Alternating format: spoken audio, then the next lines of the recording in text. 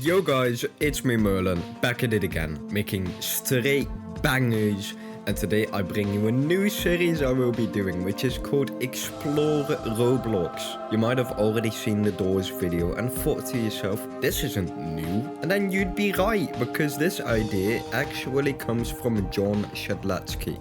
And in this video I will be showcasing Kapi's rock and roll, so let's get to collecting.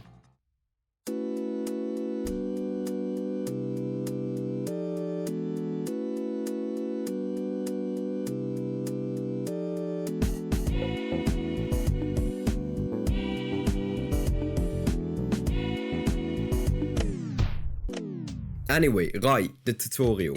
This is where you'll be learning the basics of how to play the game. It's pretty straightforward. WASD to move and spacebar to jump. And if you hold spacebar while mid-air, you can float.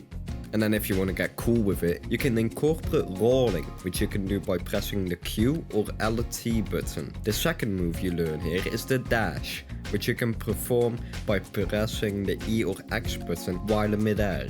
There's also wall jumping and wall kicks. That's pretty easy to pull off. And then we get to the combo moves, which require multiple button presses to pull off. Like the super jump, which can be performed by holding the E or X button and then pressing spacebar. You also have the dash jump, which is pretty explanatory. You just jump while dashing and then you'll gain more height. You also have the dive throw, which you can pull off by holding Q or LT and then pressing spacebar while in midair.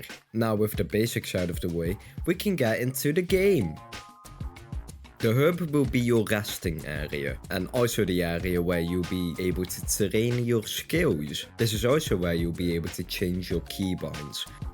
Around the map there are a few paid skins you can find, and even a secret. I won't say where it is, so you'll have to go check it out yourself. There are currently 3 worlds or levels, all having different theming, mechanics and difficulty.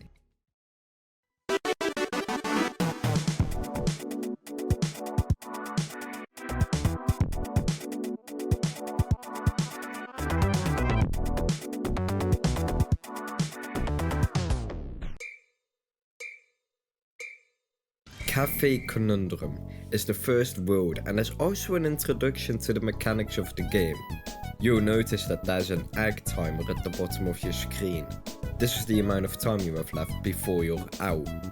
The name of the game is Speed and Optimization, so if you want to get that coveted K rank, you will need to know these maps like the back of your hand. And in this world there are 44 treats you can collect. These can be found lying around or inside barrels.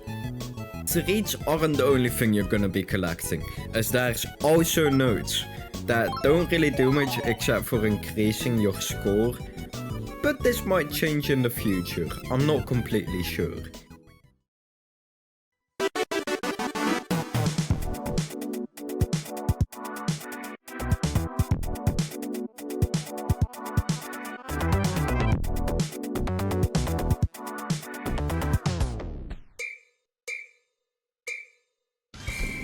Cat Scratch Alley is the second world and is also a lot harder than the last world, as this world is not only larger but it also has new mechanics like the springy thing and the zip lines which you grind on like Sonic Adventure 2.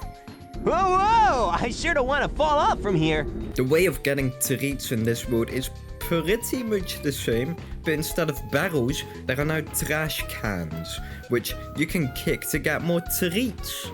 There are also piles of trash, which also contain treats. I didn't know this beforehand, so I was really struggling trying to get all 47 treats on this map. There's also this rat. I just wanted to include him. And if you thought that this world was hard, then you are not gonna have fun trying to K-rank this next world.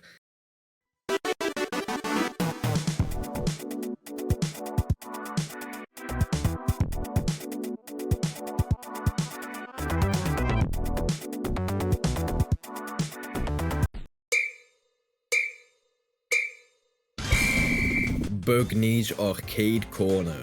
is the third and last world as of right now. And oh boy, this world really tests if you've mastered not only the controls, but also the optimization, as you are gonna need to spend as little time as possible getting treats, as there are 50. And just like the other two worlds, this one adds even more mechanics. These are the taiko drones, coin slots, these arrow pads, and these Bugny plushies. Technically, the Bugny plushies aren't a mechanic, but if you were to hit it, it would bounce you backwards. So I'm still adding it to the list, and you can't stop me. The way of getting treats in this world is also pretty much the same, but instead of trash cans, you've got these slush puppies, which you can kick to get more treats. The piles of trash also make a return, which also contain treats. And something I mentioned in the mechanics list was the coin slot. When dashing into these, it would give you a treat. If you K-ranked all 3 of these maps, then I'd say good job. Yeah. You might have noticed that I received costumes at the end of some of the worlds. You can change your costume and appearance at the mirror right here. There's also paw prints that you can find in all 3 of the worlds. All 3 of these give unique costumes. I won't be showing you where these are, but they look like this. And if you were to K-rank a world, you also receive a costume which matches the theme of that world. So with all of that out of the way, I'd like for you to go ahead and play this game yourself, as it's definitely a gem between all of the slop that's on Roblox. This was Merlun, and I'll see you in the next video. See ya!